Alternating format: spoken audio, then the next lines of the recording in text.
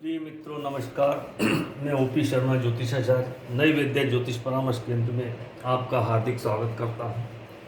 पुनः मेष लग्न में भावाश्रय फल के तहत शुक्र का फल हम कहेंगे पंचम भाव से अष्टम भाव तक। इसके पूर्व लगन से चतुर्थ तक के बारे में कहा गया। अब पंचम भाव में शुक्र की क्या स्थिति रहेगी, तो पंचम भाव एक तो त्रिकोण भाव है और सप्तम का स्वामी और द्वितीय का स्वामी जब पंचम में आएगा तो दोनों के फल अच्छे रहेंगे। शुभ ग्रह है, अपने स्वामित्व कारकत्वों का अपने बल अनुसार ये फल करते हैं और ये इनके शुभ फल होंगे, फलों में बढ़ोतरी होगी। सूर्य अपने शत्रु की राशि, सूर्य का ये राशि है शत्रु की राशि लेकिन त्रिकोण में है। शुक्र के कारकत्वों की वृद्धि होगी, कामनाओं की इच्छाओं की यहाँ वृद्धि होगी। अब ये प्रेम विवाह आदि का प्रेम का भी भाव है, तो जातक प्रेमी स्वभाव का होगा, कामनाएं और बढ़ जाएगी।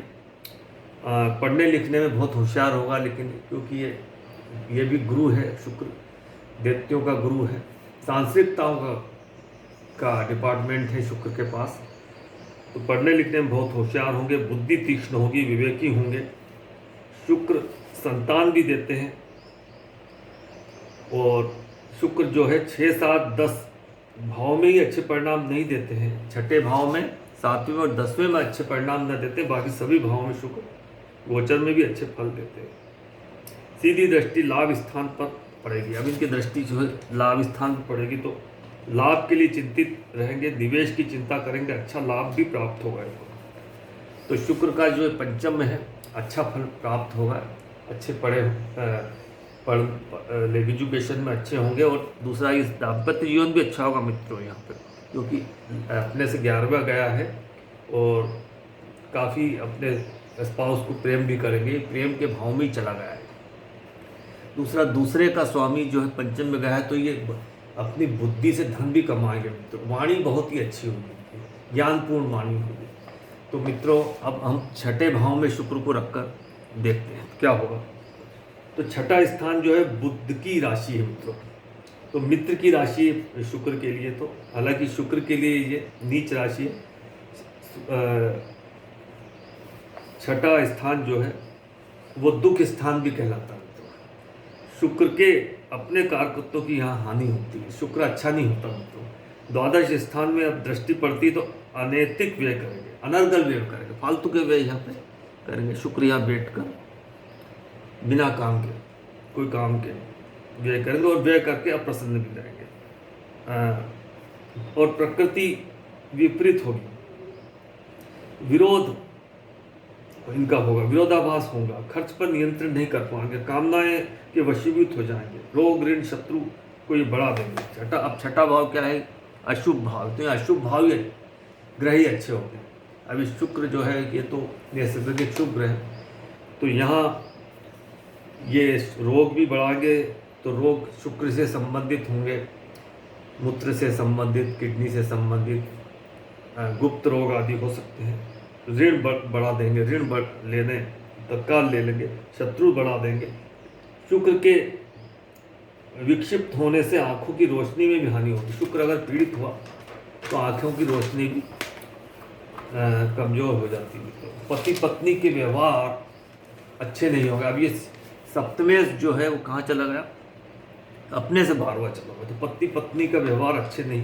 अशुभ ग्रहों के योग स्थित हो और कभी एकाध विपरीत भाव, कोई पाप ग्रह की दृष्टि और पड़ जाए तो ये तलाक तक की नौबत दे देता है। ऋण लेकर अपनी कामनाओं की पूर्ति करें, कामनाएं बहुत बढ़ जाती है। षष्टम में शुक्र नीच राशि में है, तो पार्टनरशिप में भी नुकसान।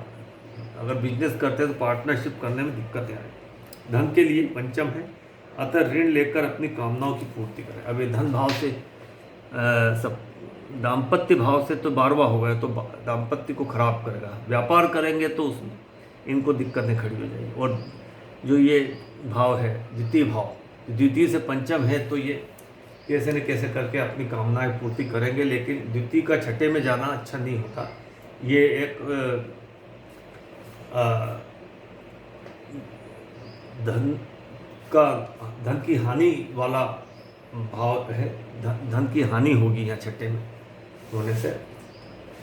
और तो धनेश का यहाँ जाना ठीक नहीं मित्रों। तो अब हम शुक्र को सप्तम में जाकर देखते हैं। शुक्र यहाँ मान लो सप्तम भाव में है, तो ये सप्तमेश सप्तम में होगा मित्रों। तो अब सप्तम में शुक्र यहाँ पे थोड़ा सा विवाह का कारक भी होता है ये, लेकिन यहाँ एक योग बना देगा ये सप्तमेश शुक्र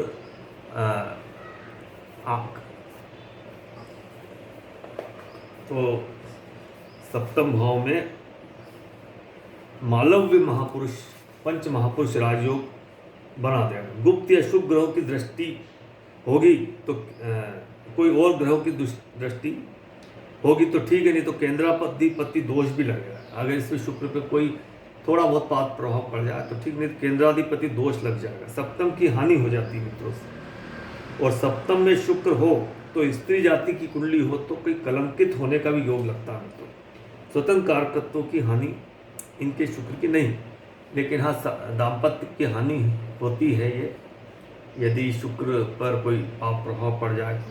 लग्न की दृष्टि इसलिए पर है, लग्न पर इसकी दृष्टि है, इसलिए ये कामनाएं बहुत ज़्यादा हो जाएगी और दिन में ही तमाम तरह के स्वप्न देखेंगे शेख चिल्ली जैसे,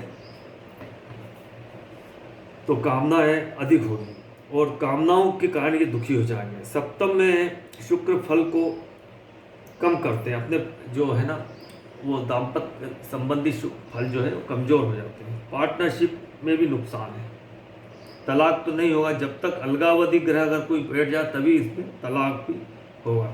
तो मित्रों ये सप्तम में जो शुक्र है तो वो इस तरह से फल कहा गया इसका। इस शुक्र पे भूल से भी पाप ग्रह का पड़ना दाम्पत्य के लिए भारी नुकसान है। और वैसे भी शुक्र यहाँ बैठकर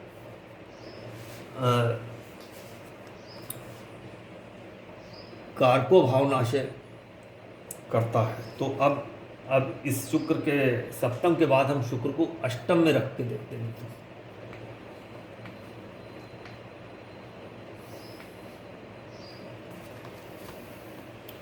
अष्टम भाव मित्रों, अष्टम में जो भी ग्रह जाता है वो अपने कारकत्वों का हानि कर देता है। तो यहाँ शुक्र का भी अपने स्वामित्व के जो भाव है उनकी हानि हो जाती है। अब धन स्थान के लिए अच्छा है लेकिन ये क्योंकि धन भाव पे वापस दृष्टि दे जाता है तो धन तो इनके लिए आता रहेगा, धन के पीछे लेकिन भागेंगे। गुप्त कामनाएं बहुत हो जाएगी, छुपी हुई नहीं, ये छुपा हुआ भाव भी है, इसको हिडन भाव भी कहते हैं। हिडन और सडन के नाम से जाना जाता है। हिडन मतलब छुपा हुआ धन, छुपा हुआ ये कार्य आदि करते हैं। और हिडन और सडन के इसके बाद सडन मतलब अचानकता का भी है, अचानक से चीज़ें होती है, एक्सीडेंट वगैरह ये सब चीज़ें। तो धन स्थान के लिए अच्छा, धन के पीछे भागेंगे। गुप्त कामनाएं होगी जिनकी पूर्ति करने में ये लगे रहेंगे। कामनाओं को शांत करने में सफल लेकिन होंगे तो अच्छे, अगर कामनाएं इनकी शांत कर पाए तो अच्छे साधक भी हो सकते हैं।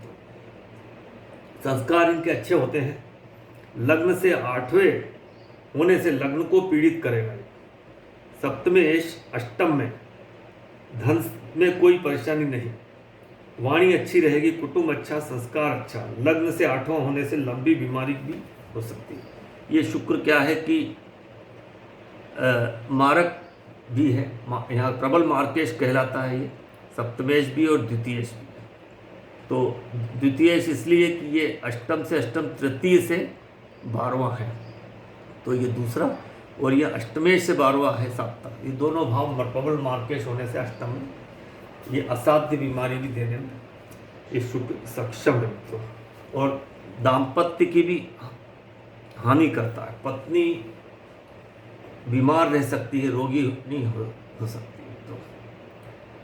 तो ये शुक्र के पंचम से अष्टम तक इसी तरह के फल हैं।